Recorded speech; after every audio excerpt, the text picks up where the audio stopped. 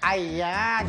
Ito na mga friendship. Oh. Itong isang actress na medyo may edad-edaran na. Actress ba yan? Oo. Ay, isang actress na may edad-edaran na type niya yung isang hunk actor. Isipin mo itong actress na to, nasa mga 60s na, veterana na, pero talagang naano-ano pa siya doon sa hunk actor na talagang ini-illusion niya na sana maging ano kami. Dami parang naman kasi si something. ang actor. Oo. Rated Sobrang PG, yan. di ba? Ayun nga, di ba, na parang ganun daw. So, itong veteranang actress, type na type itong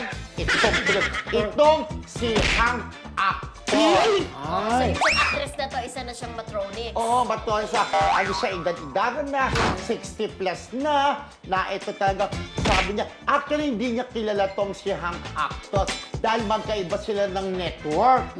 So ngayon, parang sabi niya, sana total nag-friends na naman ang mga network niya, sana makatrabaho Makatrabaho ko niya. ito, Okay. Hank Ayun. Actor na to.